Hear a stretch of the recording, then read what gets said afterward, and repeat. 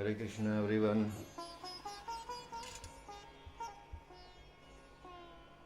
हरे कृष्णा गुरु जी। चलिए, दिवाली का फेस्टिवल तो समाप्त हो गया है।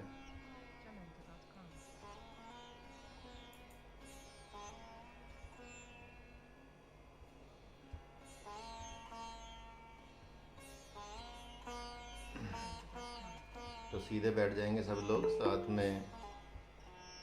ओम सहनावतु और अस्तोमा सद्गमय, ये मंत्र बोलेंगे सभी लोग साथ में। अपना माइक भी ऑन कर सकते हैं।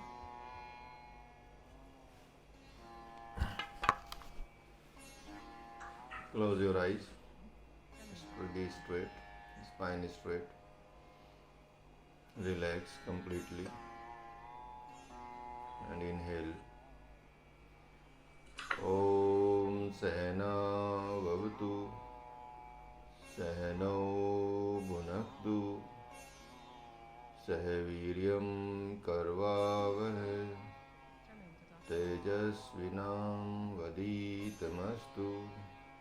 मा विद्विषावहै। अस्तो मा सद्गमय तमसो मा ज्योतिर्गमय मृत्योर्मा अमृतं गमय। ओम शांति शांति शांति। Relax, gently open your eyes. Hare Krishna. चलिए शुरू करते हैं। तो यहाँ तक भगवान ने बताया उनको कि वो ज्ञान योग दे रहे थे अर्जुन को, ज्ञान से वो तैयार कर रहे थे। ज्ञान से तैयार का मतलब है कि वो कुछ ऐसा योग उनको दे रहे थे अर्जुन को जिससे वो समझ जाएं और इस भेद को समझ जाएं, देही और देह के, शरीर और शरीरी के भेद को समझ जाएं और युद्ध के लिए तैयार हो जाएं। भगवान ने ज्ञान दे के ये समझा कि अर्जुन को अब समझ आ गया होगा, तो अब ये तैयार हो जाएगा। लेकिन अर्जुन अभी तक मतलब उसी मोह में पड़ा हुआ है। तो भगवान, यद्यपि उन्होंने कहा, भगवान ने कि यद्यपि अब तक मैंने तो कुछ भी कहा है वह ज्ञान योगी है, और वो समझ गए, भगवान ये समझ गए इस बात को कि जो ज्ञान योग है जिसे तुम्हारी बुद्धि समझ नहीं पाई, और समझ नहीं पाई है तो कोई बात नहीं, क्योंकि मुझे लगता है कि वो आपकी अभी इतनी शार्प बुद्धि नहीं हो पाई है जो ज्ञान योग को समझ सके। तो तब भगवान ने बोला कि अच्छा कोई बात नहीं, अब कर्म योग के मर्म को बताता हूँ कि कर्म योग क्या है। और कर्म योग ऐसा है जिसके द्वारा तुम कर्म बंधन को ही काट डालोगे। मतलब कर्म योग ऐसी चीज है जिससे जब आप कर्म योग में आ जाते हैं, कर्म ऐसा जितने भी कर्म करते हैं यदि कर्म योग के अंतर्गत करते हैं, उसके अंतर्गत रहते हुए जब तुम कर्म करते हो तो जो तुम्हारे कर्मों के बंधन भी हैं वो भी टूट जाते हैं। और इसकी एक ऐसी विलक्षण बात भगवान यहाँ बता रहे हैं कि ऐसी विलक्षण बात है कि इस कर्म योग रूपी जो यज्ञ है, यदि इसमें कोई त्रुटि भी हो जाए या ये अधूरा भी हो जाए तो उसका दोष नहीं लगता, बल्कि अगर थोड़ा सा भी कर्म योग किया होगा, थोड़ा सा भी कर्म योग के साधना को अपनाया होगा, कर्म योग के साधन को अपनाया होगा अगर, तो भी तुमको जन्म मृत्यु रूप जो महान भय है इससे मुक्त कर देता हूँ, अगर तुमने थोड़ा सा भी इसको अपना लिया तो भगवान यही कह रहे हैं कि ये ऐसा यज्ञ नहीं है, कर्म योग रूपी यज्ञ ऐसा यज्ञ नहीं है जो साधारण यज्ञ होते हैं, जो देवी देवताओं को प्रसन्न करने के लिए यज्ञ होते हैं, जिनमें अगर थोड़ी सी भी त्रुटि हो जाए, थोड़ा सा भी मंत्रों का उच्चारण गलत हो जाए, थोड़ा सा भी गलत सामग्री का प्रयोग हो जाए, गलत घी का प्रयोग हो जाए और अस्वच्छता का यदि उसमें सा हो जाए तो उसके परिणाम तो खैर मिलते ही नहीं हैं, बल्कि कई बार उल्टे भी परिणाम हो जाते हैं। इसलिए जब आप यज्ञ कराते हैं और यज्ञ कराने के बाद भी आपको उसका फल नहीं मिलता, तो समझिए कि वो यज्ञ में कोई ना कोई त्रुटि जरूर रही है। क्योंकि यदि यज्ञ का फल नहीं मिला है और क्योंकि देवी देवता तो जल्दी प्रसन्न हो जाते हैं, यज्ञ तो किए जाते हैं देवी देवताओं के लिए, भगवान के लिए यज्ञ नहीं किए जाते। यदि यज्ञ करने में आपने कहीं भी त्रुटि कर दी, किसी पंडित जी ने कहीं त्रुटि कर दी, या आपने घर में अपवित्रता के साथ त्रुटि कर दी, तो वो समझिए कि उसका परिणाम तो मिलेगा ही नहीं मिलेगा, बल्कि हो सकता है कुछ हानि भी हो जाए। तो इसलिए ऐसा ये कर्म योग रूपी यज्ञ ऐसा यज्ञ नहीं है, क्योंकि ये यदि अधूरा भी छूट जाए, भगवान यहाँ बता रहे हैं कि ये ऐसा यज्ञ है कि यदि ये अधूरा भी छूट जाता है तो इसका कोई उल्टा दोष नहीं लगता और कोई इसमें बिगाड़ नहीं आता। बल्कि इससे क्या होता है कि यदि आपने थोड़ा सा भी साधन अपना लिया इस कर्म योग रूपी यज्ञ का, कर्म योग रूपी साधन का, तो जन्म मृत्यु का जो सर्कल होता है, मतलब वो भी उसका जो भय होता है वो भी खत्म हो जाता है, उससे भी आप मुक्त हो जाते हैं। ठीक है, तो यहाँ भगवान यही बता रहे हैं। तो इसलिए हमको ये समझना भी चाहिए कि ये कर्म योग वास्तव में है क्या। हम अब भगवान इसका रहस्य धीरे धीरे खोलेंगे कि चलो ठीक है, अब भगवान बता रहे हैं कि चलो ठीक है, तुमने निश्चित रूप से असोच का सोच इतना कर दिया है जो तुम्हारे लिए असोचनीय है, उसके लिए तुमने इतना ज़्यादा सोच लिया है, इतना ज़्यादा मन में धारण कर लिया है, इतना तुम्हारे दिमाग से वो निकल ही नहीं रहा है। और जो सामान्य धर्म है, पौराणिक धर्म से जो तुम्हारी बुद्धि बहुत आहत हो गई और तुम्हारा जो मन है, तुम्हारा जो चित्त है, तुम्हारा जो मन मस्तिष्क है, वो इतना मोहित हो गया है, इतना मोहित हो गया कि जो ज्ञान यज्ञ में दे रहा था, ज्ञान योग में दे रहा था, वो वापस बाउंस करके, मतलब स्पर्श करके लौट रहा है। मतलब जैसे किसी को आप यदि भगवत गीता के बारे में बताएंगे कि मैं भगवत गीता की क्लास करता हूँ या मैं भगवत गीता की क्लास करती हूँ, तो बहुत सारे लोग एकदम उसको ऐसा बाउंस करेंगे कि आपको समझ आ जाएगा कि ये तो इसके पल्ले पड़ने वाली बात नहीं है, इसको किसी और साधन से बताना पड़ेगी चीज़ें। ठीक है, इसी तरह से कई आज की दुनिया में तो हज़ारों लोग ऐसे पाए जाते हैं जिनकी बुद्धि इतनी ज़्यादा विक्षिप्त हो गई है, इतनी ज़्यादा मोहित हो गई है, मोह में चली गई है और काम क्रोध लोभ में डूबी हुई है कि उनको ये बात समझ ही नहीं आएगी कि इस कलयुग के टाइम पे भी यदि कलयुग में ये स्थिति बची हुई है भारत जैसे देश में, वो भी तो वो सिर्फ संतों की, महात्माओं की और ये भगवत गीता वाचन करने वालों की, इतने ज़्यादा लोग भक्तों की वजह से बची हुई। नहीं तो आप देखेंगे दुनिया में हाहाकार मचा हुआ है चारों तरफ। आप सोच सकते हैं दुनिया में तीसरा विश्व युद्ध होने वाला है, भारत ने कभी शुरू नहीं किया।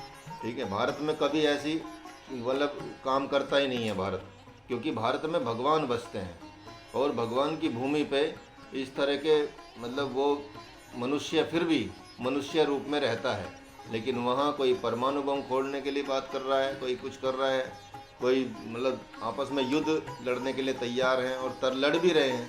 पहला विश्व युद्ध हुआ, दूसरा विश्व युद्ध हुआ, कहाँ हुआ? जहाँ वहाँ हुआ जहाँ लोग अपने आप को सबसे ज़्यादा संपन्न मानते हैं, वहाँ हुआ जहाँ लोग अपने आपको सबसे ज़्यादा वैज्ञानिक, सबसे ज़्यादा डॉक्टर, सबसे ज़्यादा मतलब ये सारी चीज़ें मानते हैं, खुद को मानते हैं। ठीक है, मतलब दिखता भी है दुनिया में कि हाँ ये बहुत बड़े बड़े देश हैं। और हम भारतीय भी बहुत लालायित रहते हैं कि चलो यूरोप घूम के आते हैं और यहाँ घूम के आते हैं, ये करके आते हैं, वीज़ा टूरिस्ट वीज़ा लेके जाते हैं। ठीक है, और तो वो आप देखें कि कैसी स्थिति उनके मस्तिष्क की है, लेकिन उनमें ही कुछ कुछ ऐसे निकल रहे हैं आजकल, इतने अपना रहे हैं सनातन परंपरा को, भगवत गीता को इतना अपना रहे हैं कि वो हैरान है। रिसर्च हो रही है बल्कि नासा में भगवत गीता पे। तो ये हमारे ईश्वर की मतलब ईश्वर की दी हुई भारत देश में ये एक ऐसी मतलब एक कह सकते हैं कि आशीर्वाद है जो फल फूल रहा और दुनिया को भी बता रहा। इतनी बड़ी महत्ता है, इतनी बड़ी महत्ता भगवत गीता की। सोचिए कि ऋषि सुनक, यदि आपने सुना होगा न्यूज़ इंग्लैंड के पीएम बने। वो हार गए थे। अब सोचिए, वो हार गए थे और हारने के बाद भी 45 दिन तक वो महिला प्रधानमंत्री रही है और उन्होंने इस्तीफा दे दिया। इस्तीफा देने के बाद इनको प्रधानमंत्री पद मिला। मतलब, और वो कसम भी खाते हैं तो भगवत गीता पे हाथ रख के खाते हैं। टेबल पे भी उनके गणेश जी की तस्वीर रहती है और पूजा करते हुए, पूजा पाठ करते हुए, मंदिरों में जाते हुए, गाय की सेवा करते हुए उनकी पिक्चर्स आती हैं। तो सोचिए कितनी बड़ी भगवान को यदि उन्होंने अपना लिया तो उसको जीतने के बाद, हारने के बाद भी उसको राजा बनाया।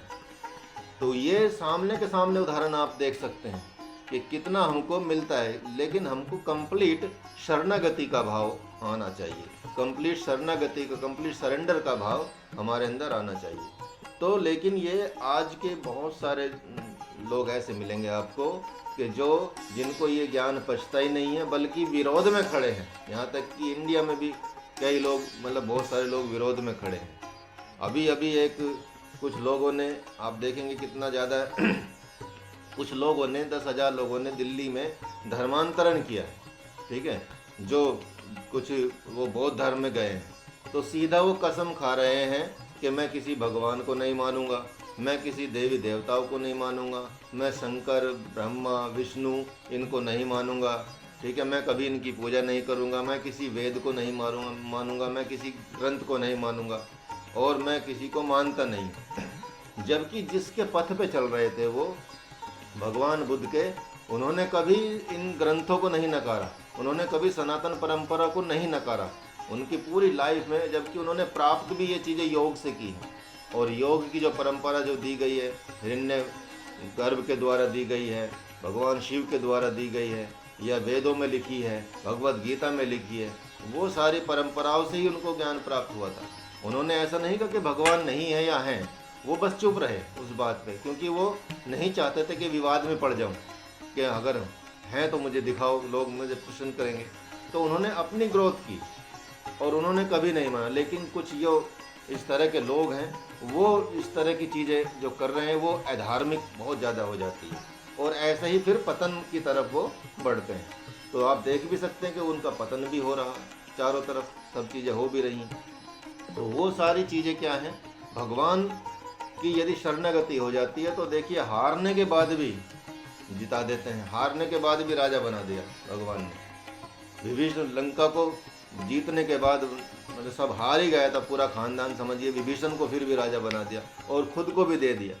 तो ये सारी चीज़ें आप देख सकते हैं कि भगवत गीता या भगवान की शरणागति कितनी आवश्यक है आपकी जीवन के उद्धार के लिए, हमारे जीवन के उद्धार के लिए। तो वो यदि हम मानते भी जाएं, वो तो आपको जैसे कल बताया कुछ कर्मों का फल होता है, प्रारब्ध का फल होता है कि जो हमको भुगतना ही पड़ता है। वहीं भगवान ये बता रहे हैं कि देखिए मैं अब आपको ऐसा कर्म योग बता रहा हूँ कि जो आपके कर्मों का फल भी है वो भी अब आपका क्या हो जाएगा, खत्म हो जाएगा, वो भी कट जाता है। यदि आपने पिछले जन्म में, पिछले उसमें कुछ गलत कर्म भी किए होंगे या इस जन्म में भी कुछ गलत कर्म किए होंगे, वो भी मैं काट दूंगा अगर आप कर्म योग के साधन को अपनाते हैं। और लेकिन भगवान चिंतित हैं कि वो स्पर्श करके लौट रहा है ज्ञान उनके मस्तिष्क से। तो उन्होंने कहा, भगवान ने, कि मानो वह मोह ही कवच का काम कर रहा है। हमारे अंदर मोह इतना हो जाता है, इतना हमारे अंदर काम, क्रोध, लोभ हो जाता कि हमको अच्छाई दिखती नहीं है। हम फिर जरा सी बात में झूठ बोल देते हैं, हम जरा सी बात में धोखा देते हैं, हम थोड़े से पैसों के लालच में हम किसी को भी कुछ भी कर सकते हैं, जबकि उसकी आवश्यकता बिल्कुल कई बार होती भी नहीं, ठीक है। तो लेकिन फिर भी हम उसका ऐसा दुरुपयोग कर लेते हैं उन चीज़ों का।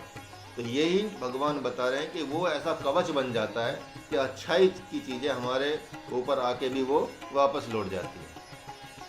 लेकिन अब भगवान कह रहे हैं कि यद्यपि अब तक तुम्हारे चित्त का समाधान हो जाना चाहिए था, जितनी मैंने बातें बता दी हैं उससे तुम्हारे चित्त का समाधान, तुम्हारे मन का समाधान, तुम्हारी चिंताओं का समाधान हो जाना चाहिए था। लेकिन तुम्हारे भीतर में कहीं न कहीं कोई न कोई कामना छिपी हुई है, और ये जो कामना रूपी, मतलब कह सकते हैं कि इच्छा है, कामना है, वही जो काम से उत्पन्न होती है, ठीक है, जो वही मोह ही हो जाता है। और अब वही मोह हमारे और तुम्हारे बीच में एक अवरोधक तत्व बनकर खड़ा हो गया, जैसे एक शील्ड बन जाती है कि जो भी इधर से आएगा वो इधर वापस इधर नहीं जाएगा, जो भी इधर से आएगा इसके चित्त में नहीं जाएगा। तो भगवान ने ये उसको बता रहे हैं। लेकिन तो भी कोई बात नहीं, भगवान फिर भी कितने दयालुता दिखाते हैं। हर चीज़ में भगवान इतने दयालु होते हैं, इतने दयालु होते हैं कि वो किसी भी स्थिति में, मतलब आज के संसार में यदि देखें, यदि एक बहुत भगवान को न मानने वाला व्यक्ति भी, भगवान का अपमान करने वाला व्यक्ति भी, और भगवान को मतलब बिल्कुल एक तरह से नकारने वाला व्यक्ति भी यदि भगवान की शरण में आ जाता है तो भगवान उसका भी उद्धार कर देते हैं। मतलब जैसे युद्ध में जितनों को मारा, विरोध में खड़े हुए थे सब, लेकिन भगवान ने उनको भी स्वर्ग तो दिला ही दिया, कम से कम खुद को प्राप्त नहीं कराया लेकिन स्वर्ग तो कम से कम उनको दिला ही दिया। तो इसीलिए भगवान कह रहे हैं कि लेकिन तो भी कोई बात नहीं है, मैं तुम्हें एक ऐसा गोपनीय रहस्य बतला रहा हूँ जिससे कि तुम यह भी नहीं कह पाओगे कि तुम कुछ कर रहे हो।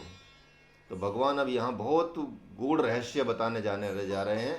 वो ये बोल रहे हैं कि तुम करोगे, तुमको लगा कि तुम्हारे हाथ पैर, तुम्हारी कर्म इंद्रियां वो चीज़ें कर रही हैं, लेकिन तुमको अब लगेगा नहीं कि मैं कर रहा हूँ।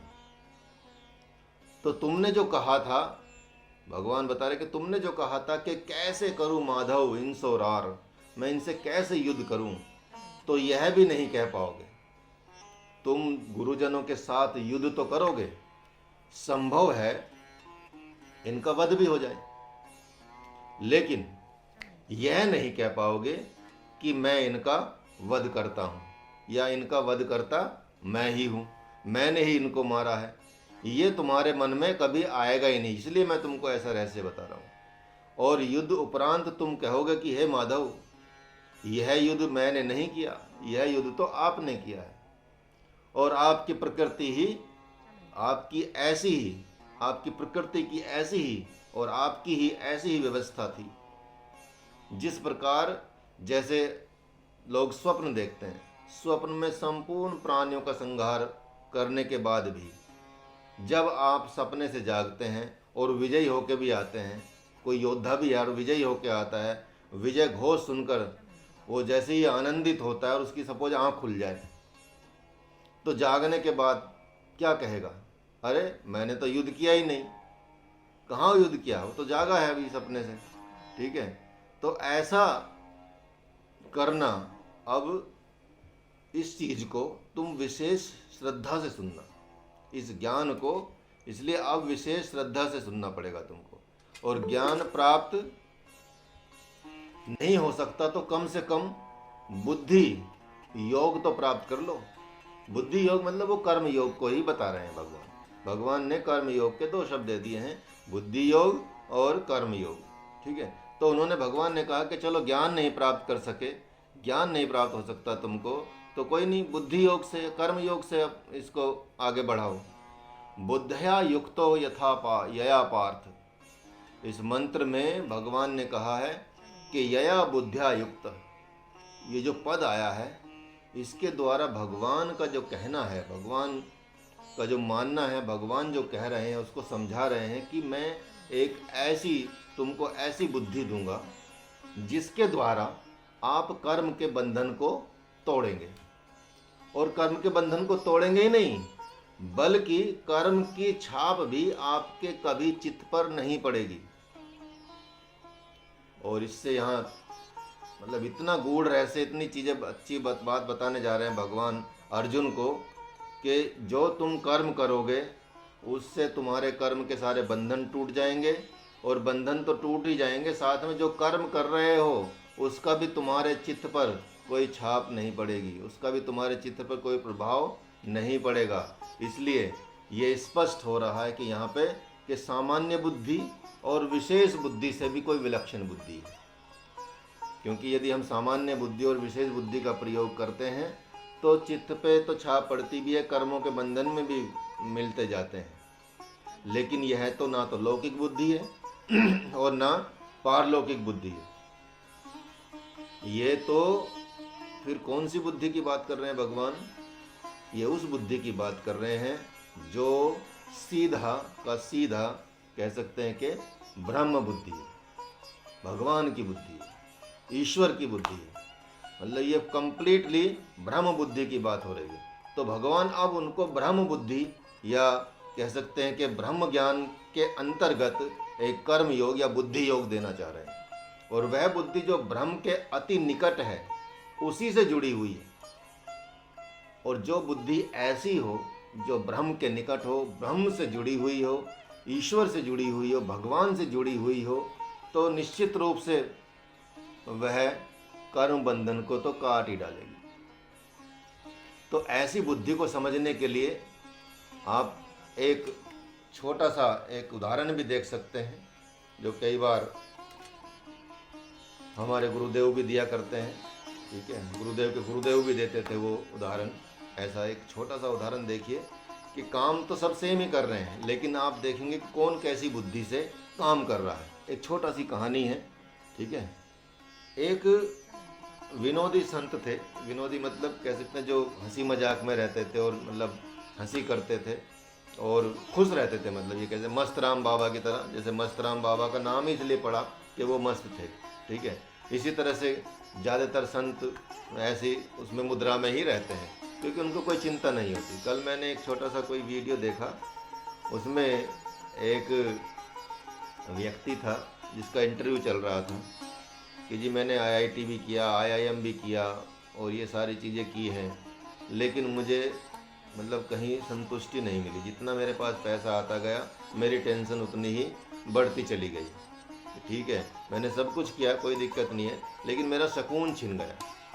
और लेकिन मैंने अब यहाँ क्या किया, मैंने अध्यात्म को पढ़ाना शुरू किया और मैंने ये जो भारतीय धर्म ग्रंथ हैं, भारतीय ग्रंथ हैं या भारतीय जो संतों की वाणियाँ हैं, उनको मैंने विस्तार करना शुरू किया।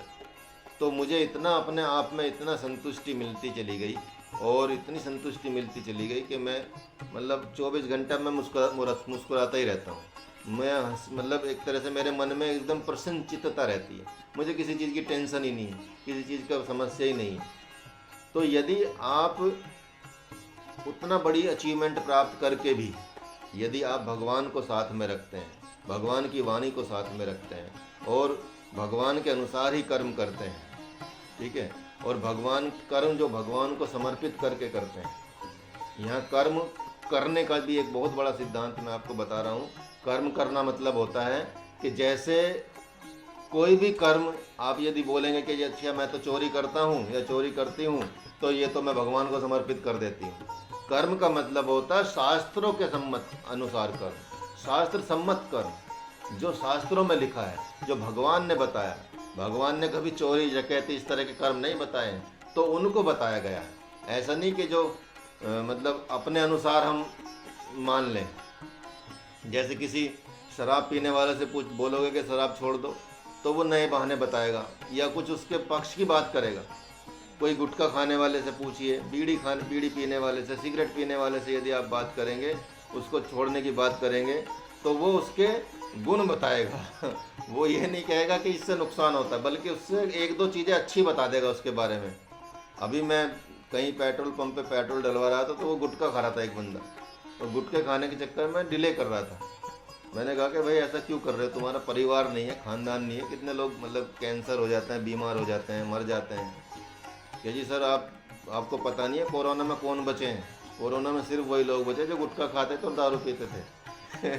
कि उनको किसी को कोरोना नहीं हुआ। मैं कहा अच्छा तुमने रिसर्च की है सब की। तो इस तरह की चीज़ें बताने लगते हैं। तो इसलिए कर्म करने का मतलब है कि शास्त्र सम्मत कर्म, हमारे जो बड़ों ने बताए हैं वो कर्म, हमारे जो माता पिता, दादा दादी, बड़े भाई, बड़े सब लोगों ने जो बताए और शास्त्रों ने बताए हैं, ऋषियों ने बताए हैं, संतों ने बताए हैं, वो कर्म ही अच्छे कर्मों में आते हैं। ठीक है, तो इसलिए कर्म करते हुए भी आप कर्म के बंधन से कैसे मुक्त हो सकते हैं, ये स्टोरी है, आपको सुनाते हैं। क्या स्टोरी है? एक विनोदी संत, जैसे मैंने बताया विनोदी संत थे। चिलचिलाती बहुत तेज धूप पड़ रही थी और धूप में पत्थर तोड़ते हुए कुछ मजदूरों की तरफ वो गए। जैसे सड़कों पे या कहीं भी पत्थर तोड़ते हैं लोग जगह जगह पे। तो उन्होंने पूछा संत ने कि भाई क्या कर रहे हैं आप? तो मजदूर ने हंसते हुए पूछा, मतलब मजदूर से उन्होंने हंसते हुए पूछा कि क्या कर रहे हैं भाई? तो मजदूर ने देखते ही उनको कहा कि अंधे हो क्या, दिखाई नहीं देता? साधु का वेश बना लिया है, बिना करे धरे खाना है, और कह रहे हो कि क्या कर रहे हो? तुमको समझ नहीं आता या तुमको दिखता नहीं है? तुम इतने अंधे हो गए हो कि मैं क्या कर रहा हूँ तुम पूछ रहे हो? तो ऐसा झल्लाते हुए कहकर वो पत्थर तोड़ने लगे। तो एक तो कर्म ये हो गया, ठीक है, पत्थर ही तोड़ रहा है वो। अब वो क्या हुआ कि अब दूसरे मजदूर के संत आगे बढ़े और दूसरे से पूछा कि क्या कर रहे हैं, क्या कर रहे हो? धूप धाप नहीं लगती क्या तुमको? तो उसने कहा कि बाल बच्चे हैं, पेट भरना है, इसलिए काम तो करना ही पड़ेगा। उससे थोड़ा नरम गरम बोला, मतलब थोड़ा तेज आवाज़ में, थोड़ा नरम आवाज़ में, ठीक है, कि बाल बच्चे हैं भाई, पेट भरना है, इसलिए काम तो करना ही पड़ेगा। तो संत ने अब आगे बढ़कर तीसरे मजदूर से पूछ लिया कि अरे भाई, खाना पीना भी खाओगे या इस दोपहर में पत्थर ही तोड़ते रहोगे? तो तीसरे मजदूर ने कहा कि क्या करें बाबा, बाल बच्चे हैं, समाज है, सबके साथ रहना है। मतलब उसमें उनकी श्रद्धा दिखाई दी। उसी में कभी आप जैसे संत आ जाते हैं, आप सबकी सेवा भी करनी है, लेकिन आप इस तपती धूप में इधर कैसे चल पड़े? हम तो मर ही रहे हैं, आपको आने की क्या सूझी? तो तीसरे ने आदर सम्मान के साथ उनका उत्तर दिया और मान पूछा। तो तीसरे ने उत्तर देकर आदर मान के साथ पूछा कि बताएंगे क्यों तोड़ रहे हैं आप? तो पत्थर तोड़ें। तो ऋषि ने बोला कि ठीक है, आप पत्थर तोड़िए, हम आपको ये भी बता देंगे कि जो आपने पूछा कि क्यों आए। तो ऐसा मुस्कुराते हुए संत चौथे मजदूर के पास पहुंच गए और कहा कि अरे पत्थर ही तोड़ोगे इस जेठ की दोपहरी में? विश्राम भी करोगे क्या? विश्राम नहीं करोगे, पत्थर ही तोड़ते रहोगे, इतना तुम्हें पसीना आया हुआ है। जैसे मजदूर ने उन्हें देखा, उन्होंने छेनी हथौड़ी को फेंक दिया और बड़े आदर मान के साथ उनको प्रणाम किया, उनको दंडवत प्रणाम किया, उनके चरणों में गिर गए और अपना गमछा बिछाकर, जो सर पे रखा हुआ था जिससे धूप रुक रही थी थोड़ी, वो बिछाकर प्रेम पूर्वक बिठाया और पूरे वस्त्र की जो अपना चादर थी उससे छाया कर दी उसके सामने, और छाया करते हुए कहा कि प्रभु का दीन के पास आगमन कैसे हो गया? क्या मुझ सेवक की कुछ आवश्यकता है, या ये दर्शन रूप वरदान देने आ गया? तो आए, घर चलें और वहीं पर आप प्रसाद पाएं और विश्राम करें। तो फिर यह कर्म कौन करेगा? संत ने पूछा कि फिर ये काम कौन करेगा भाई? जो तुम अभी मुझे ले जा रहे हो, घर पे ले जा रहे हो, तुम्हारा तो काम छूट जाएगा और तुम्हारा तो मतलब मजदूरी कम हो जाएगी। संत ने हंसते हुए पूछा, मजदूर ने हंसते हुए कहा कि कैसा कर्म बाबा, कौन सा कर्म? जिसके लिए कर्म करता हूँ वह तो दरवाजे पर ही आ गया है। यही रही बात कर्म करने की तो है प्रभु, मैं कर कहाँ रहा हूँ? ये शरीर बेचारा जड़ है, कर ही नहीं सकता। मैं साक्षी चेतन आत्मा हूँ, इसलिए मैं कर ही नहीं सकता। शेष बचा प्रारब्ध, तो वो बेचारा मुझ चेतन के अभाव में क्या कर पाएगा? तो फिर क्रिया कहाँ हो रही है भगवान? यह तो आपकी लीला चल रही है, ये आपकी विनोद चल रहा है, लीला चल रही है। ऐसा सुनकर संत संतुष्ट हो गए और उन्हें वरदान दिया और आगे बढ़ गए। तो यहाँ देखिए कि काम सेम कर रहे हैं सब लोग काम सेम कर रहे हैं, लेकिन किसके कैसे भाव हैं बदलते गए। स्टेप बाय स्टेप आप देखेंगे कितना बदलाव आया उनके काम करने के नेचर में, काम करने के बात में। तो समझिए कि वो कंप्लीटली वो काम खुद ही कर, समझ ही नहीं रहा कि मैं काम कर रहा हूँ। वो सोच रहा है कि तो मैं भगवान को, मतलब जो भी कर रहा हूँ भगवान के अनुसार ही कर रहा हूँ, भगवान ही करा रहे हैं, मैं कुछ नहीं कर रहा हूँ, इसमें पत्थर भी तोड़ रहा हूँ तो ये कर रहा हूँ। और साथ में जैसे संत आ गए तो सब कुछ उसने छोड़ दिया कि पहले संत की सेवा करनी है और संत से गलत नहीं बोलना है और संत के बिल्कुल चरणों में गिर जाना है। उनको कैसे खुश कर दूं ये सोचा उसने, उस काम को नहीं सोचा, क्योंकि वो भी भगवान की इच्छा से ही आए, भगवान के ने ही उनको भेजा, तभी तो उनको वरदान मिला। और तीनों को, बाकी ऊपर को इतना सम्मान होने के बाद भी एक ने किया, तीसरे ने, उसको भी ऐसा नहीं कि वरदान मिल गया, लेकिन क्योंकि वो भी अपने आप ही कर्म करने की सोच रहा था कि ये मैं कर रहा हूँ। तो आप तो कुछ कर ही नहीं सकते। मतलब यहाँ भगवान ये बता रहे हैं कि आप तो कुछ कर ही नहीं सकते। सब जो हो रहा है वो भगवान की इच्छा से यदि आपको समर्पित कर दिया जाए तो वही भगवान को, मतलब भगवान यही बताना चाहते हैं कि यदि आप सेम काम कर रहे हैं, कोई दिक्कत नहीं है, सब चीज़ें सही चल रही हैं, लेकिन वही काम का यदि स्वरूप बदल दिया जाए, वही काम को यदि आप चेंज कर दिया जाए, अभी आप खा रहे हैं, कमा रहे हैं, लेकिन उसी खाई कमाई में चीज़ों में यदि आप भगवान के लिए 10% भी आप निकालने लगे, संतों के लिए और यज्ञ के लिए, तप के लिए, दान के लिए, भिखारियों के लिए, मेहमानों के लिए, यदि उनका सम्मान आप उस तरह से करें, यदि आपके पास गेस्ट भी आएँ तो उनसे कोई भेदभाव न करके उनको भगवान का रूप ही समझें, क्योंकि अति तो देवो भव इसीलिए नहीं कहा गया है। तो वो परंपरा अब चली गई है। छोटे घर होने की वजह से, शहर में रहने की वजह से कोई सम्मान की बात नहीं रही। और यहाँ लोग ज़्यादा टेंशन में हैं, यहाँ लोग ज़्यादा बीमार हैं। किसी को हार्ट की प्रॉब्लम है, किसी को डायबिटीज़ की प्रॉब्लम है, किसी को थायराइड की प्रॉब्लम है, किसी को किडनी की प्रॉब्लम है। मतलब इतनी सारी समस्याएं यहाँ रहने पे आ गई हैं। यहीं इसी तरह से यदि आप गांव में चले जाएं, किसी भी गांव में, तो आपको बिना कहे आपको चाय पानी मिल जाएगी, बिना कहे आपको बैठने को मिल जाएगा। मतलब एकदम ऐसी इज्जत होएगी आपकी अजनबी की भी चौराहे पे। तो वहाँ लोग ज़्यादा खुश हैं, वहाँ इतने बीमार नहीं हैं, वहाँ उनको इतनी खतरनाक बीमारियाँ नहीं हैं, वो अपने समय के अनुसार निकलते हैं, चल जाते हैं। तो इतना बड़ा अंतर आ गया है। इसलिए हमको अब भगवान के अनुसार जीने का मतलब यही भगवान बता रहे हैं कि अब मैं तुमको कर्म योग बता रहा हूँ कि कैसे अपने कर्मों से निर्लिप्त होकर भी आप कर्म कर सकते हैं। तो जो कर्म ब्रह्म बुद्धि के द्वारा होता है, आप इस दृष्टांत से, इस उदाहरण से आप समझ सकते हैं कि वो जो कर्म कर रहा था वो अपने बुद्धि के अनुसार नहीं कर रहा था। उसने पहले ही कह दिया कि मैं कर कहाँ रहा हूँ भगवान, ये शरीर जो चेतन आत्मा है तो कुछ कर ही नहीं सकती, ठीक है। दूसरा, ये शरीर तो जड़ है, अगर इसमें से चेतनता निकल जाए तो ये भी नहीं कर सकता। दूसरा, जो प्रारब्ध है वो तो मुझे जो चेतन आत्मा है उसके अभाव में भी कुछ नहीं कर सकता, क्योंकि प्रारब्ध भी तभी काम करेगा जब इसमें आत्मा होगी, जब ये चेतन शरीर होगा तभी प्रारब्ध भी काम करेगा। इसलिए कहाँ मैं कर रहा हूँ, ना प्रारब्ध कर रहा है, ना मैं कर रहा हूँ, न ये शरीर कर रहा है, ना चेतन आत्मा कर रही है, तो मैं तो कर ही नहीं रहा हूँ। ये सब तो आप ही की लीला है, ये आप ही कर रहे हैं। तो ये गूढ़ रहस्य भगवान बता रहे हैं कि जो चीज़ें, जो ब्रह्म बुद्धि है, कर्म, जो भी कर्म ब्रह्म बुद्धि के द्वारा किया जाएगा, ब्रह्म बुद्धि के द्वारा होता है, इसको ये इस उदाहरण से आप समझ सकते हैं। तो जिस प्रकार प्रभु श्री राम के अस्त्र शस्त्रों को विकल होते देखकर महर्षि अगस्त्य ने एक दिव्य कवच और दिव्यास्त्र दिए, उसी प्रकार भक्त अर्जुन की जीव बुद्धि को कुंठित होकर देख भगवान ने, प्रभु ने अपनी ही बुद्धि यानी ब्रह्म बुद्धि, बुद्धि योग देने का निश्चय कर दिया। और यहाँ मानो भगवान कह रहे हो कि जिस प्रकार मेरे सुदर्शन चक्र की समानता इस लोक में, इस ब्रह्मांड में कोई अस्त्र नहीं कर सकता, उसी प्रकार मेरे पास कर्म करने की एक ऐसी युक्ति है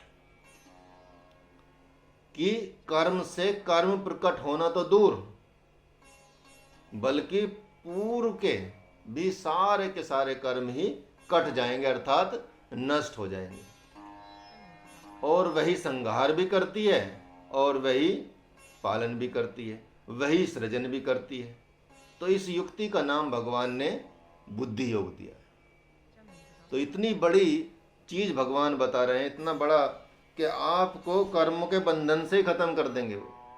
मतलब कर्मों के बंधन से तो कर्म तो सृजन हो ही नहीं सकते, नए कर्म तो जनरेट हो ही नहीं सकते, बाकी पिछले के भी, पिछले जन्म के भी, प्रारब्ध भी, क्रियामान भी, संचित भी, इन सब का भी निस्तारा हो जाएगा, वहाँ से भी डिलीट हो जाएगी फाइल।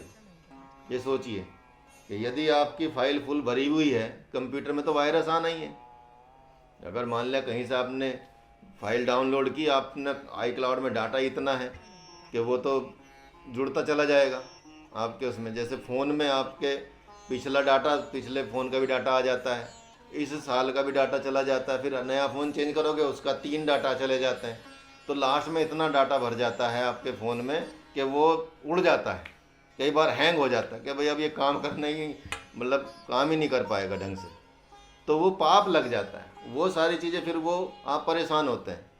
तो वही भगवान बोले कि भाई देख तेरी ये तो फाइल डिलीट होगी ही होगी, आगे की कोई फाइल बनेगी नहीं तेरी नई, और तुझे मुक्ति मिलेगी, पिछली भी फाइल डिलीट हो जाएंगी यदि आप इस बुद्धि योग को, जिसका नाम भगवान ने बुद्धि योग दिया, उसको करते हैं। और यही इसलिए यही बुद्धि ही सृजन करती है, वही संहार भी करती है और वही पालन करती है। तो कोई भी व्यक्ति बुद्धि से ही निर्णय करके कर्म के त्याग और ग्रहण में प्रवृत्त होता है। कोई भी व्यक्ति बुद्धि का ही निर्णय होता है कि ये कर्म ऐसा हो जाए कि ये कर्म का त्याग हो जाए या कर्म का ग्रहण हो जाए। और आत्मा के संसर्ग से प्राप्त होने वाली जो बुद्धि है, बुद्धि को आत्म बुद्धि या ब्रह्म बुद्धि कहते हैं, और आत्म बुद्धि से किया जाने वाला कर्म ही वही बुद्धि योग होता है। तो यदि आपने बुद्धि में बुद्धि से जो कर्म हो रहा है, बुद्धि क्योंकि प्रकृति का रूप है, बुद्धि प्रकृति का अंश है, मन प्रकृति का अंश है, अहंकार प्रकृति का अंश है, इंद्रियां, कर्मेंद्रियां, ज्ञानेंद्रियां प्रकृति का अंश है, ये सब, और तन्मात्राएं ये प्रकृति का अंतर है, मतलब अंग हैं, और जो आपका पंच महाभूत हैं ये प्रकृति के अंग हैं, ये सब प्रकृति के ही पार्ट हैं। बुद्धि हो गया, चित्त हो गया, अहंकार हो गया, मन हो गया, ये सब प्रकृति के ही पार्ट हैं।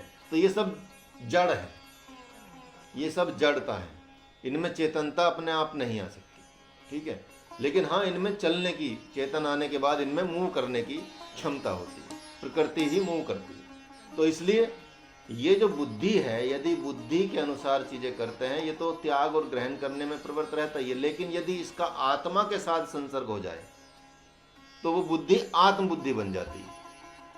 कि यदि आत्मा मतलब भगवान का की बुद्धि यदि इसमें जुड़ जाए, भगवान का संसर्ग इसमें जुड़ जाए, जो भगवान बता रहे हैं वो संसर्ग जुड़ जाए, तो यही बुद्धि हमारी क्या बन जाएगी? आत्म बुद्धि बन जाएगी। और इसी बुद्धि को हम ब्रह्म बुद्धि कहेंगे। और आत्म बुद्धि से जो भी कर्म किया जाएगा वही बुद्धि योग कहा जाएगा। तो जिस प्रकार भक्त अर्जुन के लिए भगवान की बुद्धि ही क्या बन गई है? भगवत बुद्धि बन गई है। उसी तरह से जो शिष्य के लिए सद्गुरु ही भगवत बुद्धि है।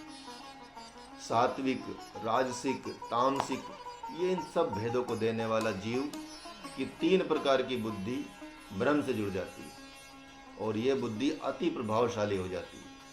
इतनी प्रभावशाली हो जाती है जैसे कुल्हाड़ी में लकड़ी का हत्था लगा देने पर एक व्यक्ति बड़े से बड़े पेड़ को धराशायी कर देता है और धराशायी करने में समर्थ हो जाता है। उसी प्रकार अपनी बुद्धि को सद्गुरु की बुद्धि से जोड़कर साधक जो उसको चाहिए वो सब कर डालता है। मतलब कहने का मतलब है कि जैसे लकड़ी में जो कुल्हाड़ी होती है, बिना उसके आप बड़ी से बड़ी चीज़ें नहीं कर सकते, लेकिन जैसी उसमें लकड़ी रूपी बुद्धि लगा दी जाएगी तो बड़े से बड़े चीज़ों को काट डालेगी। इसी तरह से यदि हमारी बुद्धि भी कुल्हाड़ी समझिए और उसमें भगवान रूपी एक भगवान की बुद्धि रूपी लकड़ी लगा दी जाए और मतलब एक डंडा लगा दिया जाए, तो उससे क्या होगा कि हम अपने पूरे जो भी चाहे वो कर सकते हैं और कर्मों को भी काट सकते हैं। अपने पुराने सारे कर्मों को काटा जा सकता है। तो वही बुद्धि योग, वही कर्म योग भगवान बता रहे हैं। तो कर्म तो करें, कर्म सेम कर रहे हैं, वो पत्थर तोड़ने वाले तीनों का चारों कर्म सेम कर रहे हैं, लेकिन चारों के अपने मन के भाव अलग अलग हैं। एक तो कंप्लीटली भगवान को समर्पित करके कर रहा है, तो वही कर्म योग हो जाता है।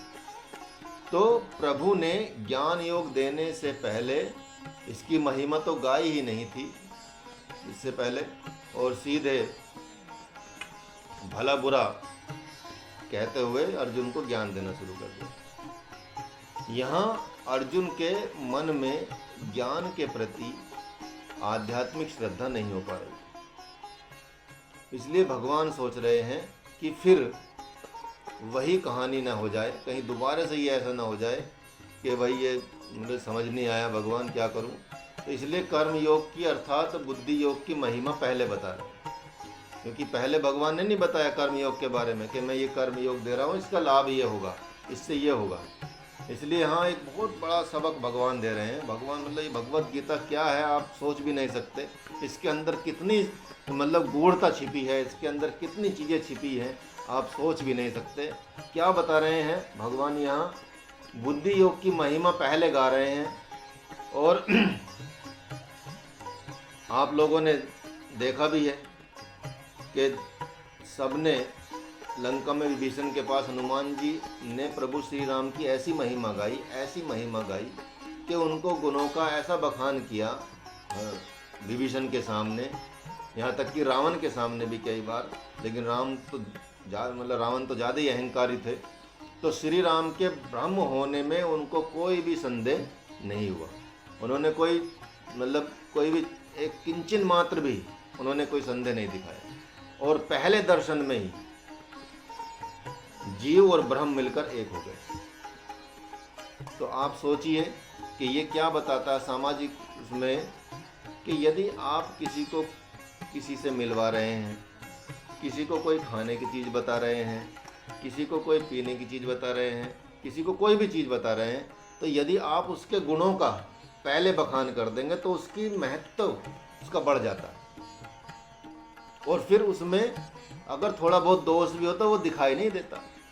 यदि आप किसी को कह के ऐसे मिलवाओ जो उसके सही गुण हैं, सही गुणों का यदि आप बताएं तो, या कई बार जैसे किसी व्यक्ति को कोई चीज़ पसंद नहीं होती खाने पीने में, लेकिन यदि उसके गुण आप बता दें आयुर्वेद के अनुसार कि भाई देखो अदरक में इतने गुण होते हैं कि ये भी ठीक करता है, ये भी ठीक करता है, गला भी ठीक करता है, ब्लड का सर्कुलेशन भी ठीक करता है, ये सब चीज़ें ठीक करता है, तो अदरक में उसकी श्रद्धा बढ़ जाएगी। अदरक वो सोचेगा आप कैसे अदरक खाऊं, किसी से बोल दो कि अदरक ले लूं या अदरक का कुछ बना के पी लूं, ठीक है। तो इतना श्रद्धा भगवान इसलिए बता रहे हैं कि देख पहले नहीं बता पाया, लेकिन इस बार पहले भगवान सोच रहे हैं कि कहीं उल्टा ना पड़ जाए फिर भी दोबारा से, तो इसलिए पहले इसको ऐसे विषयों को बता रहे हैं कि उसकी प्रशंसा कर रहे हैं। और जब किसी विषय वस्तु को देने से पहले यदि उसकी प्रशंसा की जाती है तो उसके प्रति व्यक्ति में सहज ही श्रद्धा और विश्वास जग जाता है। और इतना ही नहीं, फिर तो सारे यदि ये विषय वस्तु में कोई दोष भी होता है तो वो भी दिखाई नहीं देता है। आजकल झूठे बड़ी कंपनियां झूठ बोल के एडवर्टाइजमेंट करती है ना, प्रचार करती हैं कि ये ऐसे है, ये इस तरह से है, ये है, तो लोग उसमें फिर वो दोष नहीं देखते। यहाँ तक कि ये भी दोष नहीं देख पाते कि मेरे पैसे चले जाएंगे बिना बात की। पहले से मेरे पास एक साड़ी रखी है कि मैं ये वाली साड़ी क्यों लूँ, पहले से मेरे पास एक कोट पैंट रखा है मैं ये क्यों लूँ, पहले से मेरे पास फ़ोन है मैं ये क्यों लूँ, क्यों इतना पैसा वेस्ट करूँ, ठीक है। लेकिन आपको उसके दोष बिल्कुल दिखाएं, उसके पीछे के उद्देश्य आपको बिल्कुल दिखाई नहीं देते, ठीक है। तो बिना ज़रूरत के भी हमारे पास वो चीज़ आ जाती है, ठीक है। तो ये सिर्फ यहाँ वो तो बुरी उसके लिए कर रहे हैं, गलत के लिए। जैसे आप कई आज के पूरा झूठ पे चल रहा है ना, पूरा सोशल मीडिया कम्प्लीटली झूठ पे चल रहा है। आपको चित्र कुछ और दिखेगा उसमें जो थंबनेल होता है वीडियो का, और अंदर कुछ और बकवास भरी होगी। इतना महापाप चल रहा है कि विनाश काले विपरीत बुद्धि जैसी सिचुएशन हो रही है। तो उसमें यदि कोई अच्छी चीज़ आती है, आप देखेंगे फालतू की चीज़ों पे तो बहुत सारी चीज़ें मिल जाती हैं, लोग पॉपुलर भी हो जाते हैं, लाइक मिल जाते हैं, बड़े सेलिब्रिटी बन जाते हैं, बस कुछ वल्गरिटी दिखा के ही। लेकिन कोई भी यदि अच्छी चीज़ दिखेगी आपको तो उस पर कुछ नहीं कोई ध्यान देने वाला नहीं है।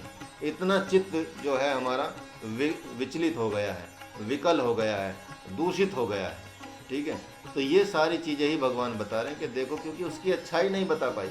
आज भगवत गीता क्यों नहीं पढ़ पाते, आज उपनिषदों का सार क्यों नहीं समझ पाते, आज वेदों का सार क्यों नहीं समझ पाते, क्योंकि उसकी महत्ता हमको किसी ने बताई नहीं है, ठीक है। यदि उसकी महत्ता बता दी जाती और उसके आधार पर यदि हम उसके अच्छे और बुरी चीज़ों को बता दिया जाता कि इस तरह से चलोगे, क्योंकि जो लिखी गई है एक समाज परिस्थिति के हिसाब से वो सब चीज़ें बनी हैं, और ये सब चीज़ें एक मनुष्य को दिव्यता लाने के लिए, उसके कर्मों को हटाने के लिए, भगवान को प्राप्ति कराने के लिए सब ग्रंथ लिखे गए। इन सब ग्रंथों का उद्देश्य यही है कि कैसे ईश्वर को प्राप्त करें। चाहे वो साधन शुरुआत में देवी देवताओं से शुरू हो, चाहे शुरुआत में किसी कर्म कांड से शुरू हो, चाहे पूजा पाठ से शुरू हो, मंदिर जाने से शुरू हो, लेकिन अंततः रास्ता वहीं पहुंचता है। तो ये जब हम इसका महत्व नहीं बताएगा कोई, इसकी जानकारी नहीं देगा कोई, तो कैसे समझ आएगा कि ये मतलब ईजिली हो जाता है। आप 10 लोगों को बोलोगे, 100 लोगों को बोलोगे कि जब भगवत गीता क्लास चल रही है आप कर लो, तो आपकी उल्टी बेइज्जती करेंगे, उल्टा आपको बोलेंगे यार इन चक्करों में मैं नहीं पढ़ता हूँ, मेरे इतने ही काम वैसे छूटे हुए हैं, इतने मुझे काम करने हैं, घर में आय कम हो रही है, इतना परिवार बढ़ रहा है या ज़रूरतें बढ़ रही हैं कि मैं इन चक्करों में पढ़ूंगा, इससे बढ़िया तो मैं कुछ करूंगा ना, जबकि वो सारा टाइम वेस्ट किसी और चीज़ में करेगा। तो आपको यदि किसी को बताओगे तो बेइज्जती भी सहनी करनी पड़ती है। इसलिए भगवान ने बोल दिया कि देखो मेरी बात मानोगे तो मान अपमान पे ज़्यादा ध्यान नहीं देना, सुख दुख पे ज़्यादा ध्यान नहीं देना, ठीक है, और आप इस वाणी को आगे बढ़ाना। तो ये सारी चीज़ें तो आपको मिलेंगी। 100 लोगों को बोलेगा तब 2 लोग बोलेंगे कि हाँ चलो ठीक है, मुझे अच्छा लगता है तो देखता हूँ, एक बार करके देख लेता हूँ। तो ये सारी बातें हैं। तो इसलिए भगवान यहाँ उस चीज़ को बता रहे हैं कि देखो मैं पहले तुमको अब इसकी महत्वपूर्ण चीज़ें बता देता हूँ। और इसी मंत्र में भगवान ने कहा है नेहा अभिक्रमान शोषती। भगवान यहाँ कहते हैं कि कर्म योग द्वारा थोड़ा भी किया हुआ साधन महान दुख रूप जो संसार सागर है इसको पार करने वाला हो जाए। मतलब इतना सरल साधन बता रहे हैं मनुष्यों के लिए भगवान कि अगर थोड़ा सा भी आपने ये कर्म योग का साधन अपना लिया, यदि थोड़ी चीज़ों में भी अपना लिया, यदि आप खाना बना रहे हैं उसमें भी ये अपना लिया कि देखो मेरे अंदर भी ब्रह्म है और उस जिसके लिए मैं खाना बना रहा हूँ या बना रही हूँ वो भी उसके अंदर भी ब्रह्म है, तो मैं तो खुद किसी ना तो मैं बना रहा हूँ ना किसी को खिला रहा हूँ, मैं तो ब्रह्म बना रहे हैं ब्रह्म को खिला रहे हैं, ईश्वर बना रहे हैं ईश्वर को ही खिला रहे हैं, तो मेरा इसमें कुछ नहीं है। तो सीधा एकदम उसमें दिव्यता आ जाएगी, उसमें दिव्य भाव आ जाएगा और सामने वाले का मन भी बदल जाएगा कई बार, ठीक है। तो कहा भी जाता है ना, कई बार सिखाया जाता है कि मतलब स्पेशली शादियों में लड़कियों को सिखाया जाता है कि जो पति का मन का जो रास्ता है वो खाने से जाता है, खाने की तरफ से जाता है। तो जिसको नहीं आता खाना बनाना फिर उनको खाना बनाना सिखाते हैं कि चलो पति आएगा खिलाएंगे तो उसके मन पे वो छा जाएगी जो उसकी पत्नी है, धर्म पत्नी है, तो इसलिए बताया भी जाता है। तो वो सारी चीज़ें दिव्यता आ जाती है जब आप उस भाव से बनाते हैं, तो फिर आपको कष्ट नहीं होगा, कभी भी दर्द नहीं होगा, कभी भी पेन नहीं होगा, कभी भी मन में विचार में नहीं होगा, ऐसी तरह की चीज़ें। तो यहाँ भगवान यही बता रहे हैं कि इस कर्म योग द्वारा थोड़ा भी किया हुआ साधन इस महान दुख रूप संसार से पार करने वाला ही हो जाता है। और इस कर्म योग में जो प्रतिष्ठित पुरुष का जो किया हुआ कुछ भी नाश नहीं होता। जो इस कर्म योग में प्रतिष्ठित हो जाता है, जो व्यक्ति इस कर्म योग में सम्मिलित हो जाता है, उसके द्वारा कुछ भी किया हुआ वो उसका कुछ नुकसान नहीं होता, उसका नाश नहीं होता। लेकिन जबकि जो सकाम कर्मी की साधना जो सकाम रूप से करते हैं, जो इच्छा से करते हैं कि अच्छा मुझे ये मिलेगा तो मैं करूँगा, कि अच्छा अगर ये आए हैं तो कोई अगर हमारा उनसे काम निकलता होगा तो फिर उनको अच्छी खाने पीने की चीज़ें, चाय के साथ ही 20 तरह की चीज़ें रख देंगे, खाने के साथ ही खाने को पूछेंगे, बीच बीच में उसको पूछते रहेंगे क्योंकि कुछ काम निकालना है। तो यदि इस तरह करता है और किसी से काम न निकलना तो उसको हल्के में ले लेते हैं कि ये तो काम का आदमी ज़्यादा नहीं है, इसको क्या देना, ठीक है। तो जबकि सकाम कर्मी की साधना जो बता रहे हैं भगवान कि जो सकाम मतलब जिसके अंदर कामना के साथ, कामना सहित कोई कार्य करता है, तो यदि उसकी साधना बीच में ही खंडित हो जाती है तो सब कुछ किया हुआ नाश हो जाता है। जबकि कर्म योग में रहते हुए तो कुछ भी किया उसका कभी भी कोई नाश नहीं होता और कोई प्रत्यवाय दोष अलग से लग जाता है सकाम कर्मी को। मतलब जो शास्त्रों के विरुद्ध यदि कोई कर्म होता है ऐसा दोष लग जाता है, यदि इस तरह का हम कर्म करते हैं, सकामता के साथ करते हैं। तो सकाम कर्मी ने, यदि कोई सकाम कर्मी है, मतलब अपनी कामना से 1 करोड़ गायत्री मंत्र, 1 करोड़ महामृत्युंजय मंत्र आदि के मंत्रों का जप का यदि संकल्प ले लिया हो, और यदि समय से पहले ही वो जप खंडित हो जाए, समय से पहले ही वो यज्ञ खंडित हो जाए, तो उसका तो फल मिलता ही नहीं है। साथ में क्या होता है, मन का भी नाश होता है, बुद्धि का भी नाश होता है, धन का भी नाश हो सकता है, और जन का भी नाश हो सकता है। तो ये उसके गलत परिणाम मिल जाते हैं। और वही यज्ञ, वही तप, वही गायत्री मंत्र, वही महामृत्युंजय मंत्र यदि आप बिना सकामता के निष्काम भाव से करेंगे, निष्कामी होकर करेंगे, तो उससे आपको मतलब कुछ तो नाश होगा ही नहीं होगा, सब कुछ मिलेगा ही मिलेगा आपको। मतलब उसका परिणाम, उसका फल इतना दिव्य मिलना ही मिलना है। तो यहाँ भगवान नारायण ने सांख्य योगी और निष्काम कर्म योगी दोनों पर बहुत बड़ी कृपा की, और वह यह कृपा की है कि भगवान के लिए एक बार जो जीना शुरू कर देता है, भगवान के लिए जो एक बार समर्पित हो जाता है, तो उसको कोई भी महादोष टच नहीं कर सकता, और भगवान उसे कभी दंडित नहीं करते, बल्कि जो आज देने वाली वस्तु है वो मतलब तुरंत उसको प्रदान कर देते हैं, तो टालते नहीं है भगवान। इसलिए योगम क्षेम वहायम जो बात की गई है भगवान ने कहा कि ये ऐसा योग है, मतलब आगे के चैप्टर्स में आएगा ये वाली बात तो वैसे, लेकिन फिर भी बता देता हूँ कि भगवान की जो शरणागति हो जाता है, भगवान क्या करता है कि उसके पास जो है उसकी तो रक्षा करता ही है, जो उसके पास है उसकी तो रक्षा करेगा ही करेगा, लेकिन जो उसके पास नहीं है, भगवान सीधा बोल रहे हैं उसमें कि मैं वो आपको ला के दूंगा, कि वो तो रक्षा होगी होगी, लेकिन साथ में वो आपको ला के भी दी जाएगी। तो इस तरह से वो परिणाम में मतलब चीज़ें आ जाती हैं। तो ये भगवान सारी चीज़ें यही बता रहे हैं।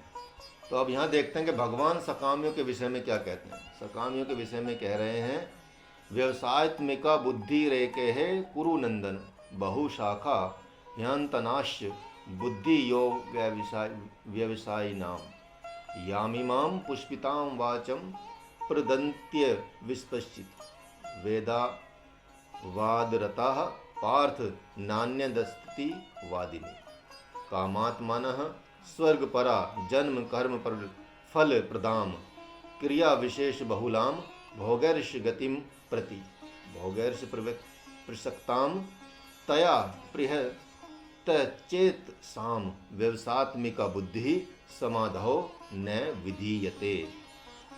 तो भगवान बोल रहे हैं, बता रहे हैं यहाँ पे कि इस कर्म योग में निश्चात्मिका बुद्धि एक ही होती है, लेकिन सकामियों की तो अनेक बुद्धियाँ होती है।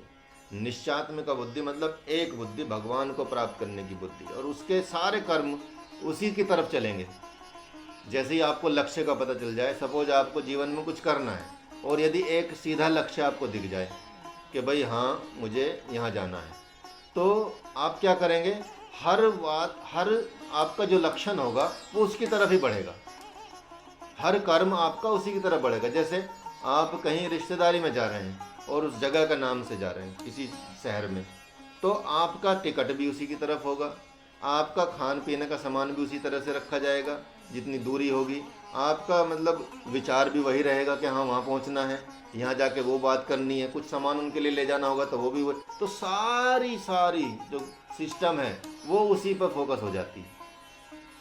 तो इसलिए यदि आपका लक्ष्य दिख जाता है कि सीधा एक, इसको हम निश्चात्मक बुद्धि कहते हैं, इसको हम एक निश्चात्मका बुद्धि कहते हैं, निश्चात्मिका बुद्धि कहते हैं कि निश्चय एक ही है, वो है भगवान की प्राप्ति। लेकिन यहाँ भगवान बता रहे हैं कि जो सकामियों की तो अनेक बुद्धियाँ होती हैं, तो उनके जो कर्म सिद्धांत होते हैं विषयी हैं, जो कर्म की फल की स्तुति देने वाले, करने वाले, वेद वाक्यों में ही विश्वास करने वाले, और जिनकी बुद्धि में स्वर्ग ही सबसे प्रिय वस्तु है और जो स्वर्ग से बढ़कर कुछ है ही नहीं, वो ऐसा कहने वाले क्या हैं?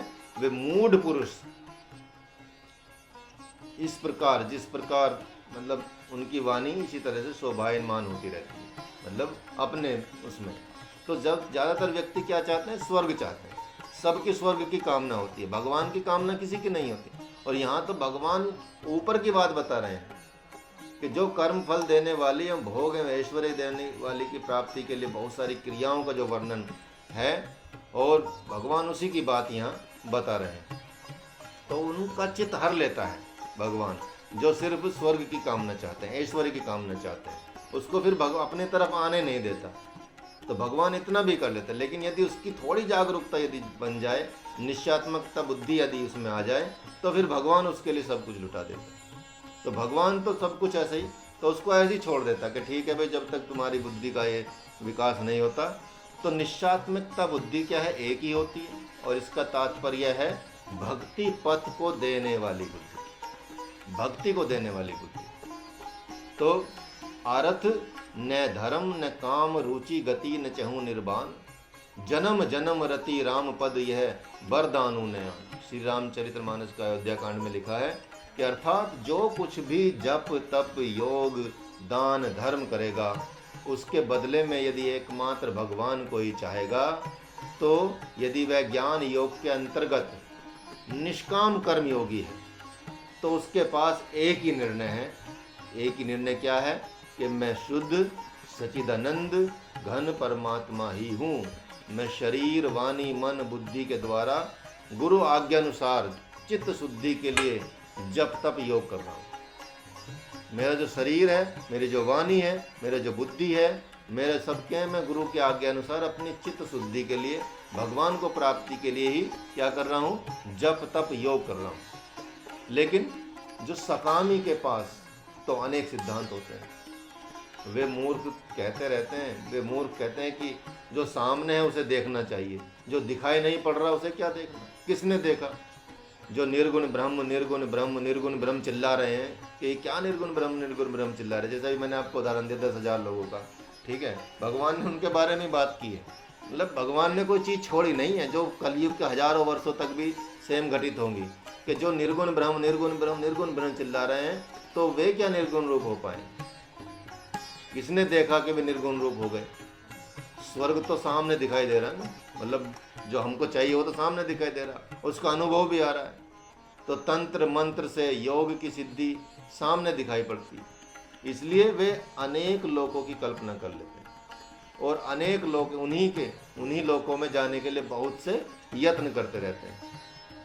चाहे वो मतलब किसी भी लोक में जाएं, जो उनके संसार जो उन्होंने बना रखा अपना आइडिया, कि हमको इसमें जाना, यहाँ जाना, ये करना है।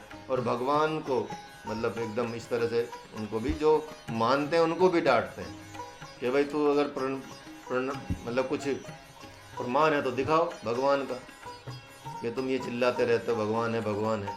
तो ये सब चीज़ें वो भगवान पहले ही बता चुके हैं कि देख सकामी तो ऐसे होते हैं, वो मिलेंगे आपको।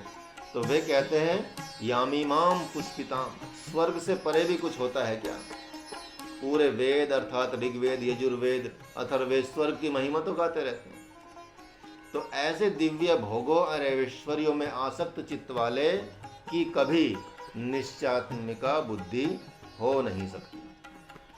मैं आत्मा हूँ ये नहीं सोच सकते वो कभी, मैं परमात्मा का अंश हूँ ये नहीं सोच सकते कभी, और वे ऐसी घोषणा कर ही नहीं सकते। यही नहीं, वे जब आपत्ति विपत्ति में फंस जाते हैं ना, तो तुरंत भगवान को याद करने लग जाते हैं, और जब उनका काम निकल जाता फिर भगवान को भूल जाते हैं। ठीक है, ऐसे नहीं कि कम हमेशा भगवान को याद, क्योंकि भगवान तो थोड़ा सा बताया ना भगवान ने कि थोड़ा सा भी यदि चलोगे तो वो उसको प्राप्त होगा ही होगा। तो निश्चयात्मकता बुद्धि तो एक ही है, कि ब्रह्म एक ही है, ब्रह्म सत्यम जगत मिथ्या, यह निश्चयात्मकता बुद्धि कि सब है, सत्य सिर्फ एक ही है ब्रह्म, और पूरा जगत मिथ्या है, ये सब नश्वर है, खत्म होने वाला है। इसलिए यदि हमारे कर्म, हम सब चीज़ें करें, सब क्या काम करें, लेकिन यदि हमारे कर्म इन चीज़ों से निर्लिप्त हो जाएं और ख़त्म हो जाएं कि हमको ये सब समर्पित है भगवान को, और उसके साथ कर्म करें, और जो कर रहे हैं किसी के लिए तो वो भगवान के लिए सोच के करें, तो ये आपकी निश्चयात्मकता बुद्धि का परिणाम होगा। यही कर्म योग भगवान देना चाहते हैं। तो ऐसी निश्चयात्मकता बुद्धि को प्राप्त करना ही मोक्ष प्राप्त करना। भगवान के कर्म योग से भी भगवान ही प्राप्त होते हैं। ये सभी जानते हैं कि आत्मा ही आत्मा को देखता है। निर्विकार साधक ही इस मनुष्य लोक में आत्मा होने से निर्गुण निराकार जो आत्मा की अनुभूति कर पाता है। मतलब उसके लिए तो वही दृष्टि चाहिए ना। यदि 3D फिल्म देखनी हो तो वही चश्मा चाहिए, आपको दिखाई नहीं देगा नहीं तो ढंग से। ठीक है, तो यदि इस तरह की चीज़ें आपको करनी है तो उसी तरह का आपको बनना पड़ेगा। यदि आत्मा को देखना, परमात्मा को देखना, तो परमात्मा के साथ एकाकार होना पड़ेगा, तभी आपको दिखाई देगा। ठीक है, तो अर्जुन के मन में यहाँ आया कि वेद तो ब्रह्म की वाणी है, फिर ये वेदों की आलोचना क्यों कर रहे हैं। तो भगवान ने उनके मन की बात का ही उत्तर दिया है कि सकामियों के लिए ही वेद ब्रह्म की वाणी है, किंतु निष्कामियों के लिए तो सदगुरु का वाक्य ही वेद वाक्य या ब्रह्मवाणी बन जाता है। मंत्र मूलम गुरु वाक्य, ये पहले बोल दिया है। ठीक है, तो इस तरह से भगवान के ने बताया कि इस बंधन से मुक्त होते हुए तुम सिर्फ अब मैं कर्म योग या बुद्धि योग की स्थापना कर रहा हूँ। तो ये बुद्धि योग की बात की है भगवान ने, निश्चयात्मकता बुद्धि की बात की है, और कैसे हमको अपने जीवन के इन कर्मों को सुधारना चाहिए, उन कर्मों में क्या तालमेल बिठाना चाहिए, किस विचार से हमको कर्म करने चाहिए, वो कर्म कैसे भगवान को हमको समर्पित करने हैं, ताकि उन कर्मों का हमारे ऊपर कोई आक्षेप ना लगे, कोई वो ना लगे। यहाँ बुरे कर्मों की बात नहीं की जाती, यहाँ अशास्त्रीय कर्मों की बात नहीं की जाती। ठीक है, जो शास्त्रों के विरुद्ध है वो बात नहीं की जाती, जो भगवान के विरुद्ध है वो बात नहीं की। वो कर्मों का तो फिर आपको परिणाम मिलना ही मिलना गलत। ठीक है, उसको आप भगवान को समर्पित कर भी देंगे तब तो थोड़ा बहुत लाभ उसका भी हो सकता है कि यदि आपने कुछ गलत किया और उसको बोल दे कि भगवान अब से मैं ऐसा पश्चाताप करूँगा इस चीज़ का, और इसका मैं परिणाम भुगतने को तैयार हूँ, लेकिन आगे से मैं नहीं करूँगा, इसको मुझे क्षमा कर दे, तो भगवान उसको भी ख़त्म कर देते हैं। यदि आपसे अनजाने में, गलती से, भूलवश या जानबूझ के भी यदि कोई ऐसी गलती हो जाती है और उसको आप भगवान के सामने समर्पित कर देते हैं, मंदिर में जाके कहीं भी बैठ के कहीं भी प्रेयर करके कि भगवान इसके लिए मैं आप मतलब ध्यान करूंगा, योग करूंगा, और इसके लिए मैं आपको ये समर्पित करता हूं, इसका मुझे गलत परिणाम मत देना, आगे से मैं ऐसा कोई गलत काम नहीं करूंगा, ये वादा कर लो भगवान से, तो भगवान फिर वो भी उसका भी कर्म काट देंगे। इतने दयालु हैं भगवान श्री कृष्ण चंद्र आनंद, या भगवान ब्रह्म इतने दयालु हैं। तो ये यहाँ तक आपका आज चला है। 46 लगभग श्लोक, 44 के आसपास श्लोक हो गए हैं आपके। बस ये अगले दो में शायद हो जाएगा सैटरडे संडे में। फिर ये बड़ा चैप्टर है, 72 श्लोक हैं, एक सब सिर्फ लास्ट वाला चैप्टर ही। जी बताइए सत्या जी। गुरुजी, समता संबंधी विशेष बात जो है, जिसमें समता कहा गया है कि जिसमें समता आ गई तो उसको गीता सिद्ध कह देती है। जी जी, तो ये समता का मतलब मालूम नहीं है। समता का मतलब ये होता है जैसे आपको दुख होए सुख होए, ठीक है, कहीं मान मिले कहीं अपमान मिले, ठीक है, कभी सर्दी हो कभी गर्मी हो, तीनों लेवल पे। इसमें अगला जो श्लोक है ना 48वां श्लोक में यही बात की है, समत्व योग उच्यते। तो उसमें भगवान ने यही बताया है कि समान भाव में रहना चाहिए। यदि आपको कोई दुख मिल रहा हो, सुख मिल रहा हो, तो इतना दुख मिलने से इतने आहत ना हो जाए कि आपको हार्ट अटैक आ जाए, और सुख मिलने से भी इतना सुखी ना हो, दुख ना मतलब उछलने ना लगे कि उससे भी नुकसान हो जाए, ठीक है। तो और मान मिल रहा हो कहीं अपमान मिल रहा हो, उसमें भी आपको बिल्कुल उनसे लिप्त नहीं होता। जैसे कमल का पत्ता होता है, कीचड़ में रहता है, पानी में रहता है, लेकिन उस पर पानी नहीं लगता, ठीक है, वो एकदम मतलब अलग रहता है, समान भाव में रहता है, तो उस पर कोई टच नहीं होता। इसलिए आपको भी ये चीज़ें टच नहीं करनी चाहिए। जो सुख है, दुख है, मान है, अपमान है, जो सर्दी है, गर्मी है, तीनों लेवल पे भगवान ने बात की है। सर्दी गर्मी मतलब शरीर को लगती है, स्किन को लगती है, त्वचा को लगती है, इंद्रियों को लगती है, तो इनसे आप दूर रहें। सुख दुख जो होता है ये मन का भाव होता है कि मन को सुखी मिले, मन को दुख मिले, मन के अनुसार नहीं हो तो दुख, और मन के अनुसार हो जाए तो सुख। और अहंकार हमारा मान अपमान में जाता है। अहम भाव हमारा वहाँ जागृत हो जाता है। बड़े से बड़ों के अंदर अहंकार भाव आ जाता है। यदि कहीं उसका इज्जत ना मिले, कहीं माला ना पिलाई जाए, बड़े बड़े संतों में भी रहता है ये, वो भी नहीं जाता, उनका भी नहीं जाता, क्योंकि वो उस गूढ़ता से नहीं समझ पाते। और यदि उनको कोई इज्जत ना करे तो समझो उनकी भ्रुकुटी तन जाती है, वो फूफा बन जाते हैं, शादी में ना पूछा जाए तो। ठीक है, तो इस तरह का भाव, वो जो उस भाव में समान रहना ही समता होता है। ठीक है, ये भगवान यहाँ बताते हैं। ठीक है, समझ गए? धन्यवाद। और बताइए, किसी का कोई प्रश्न?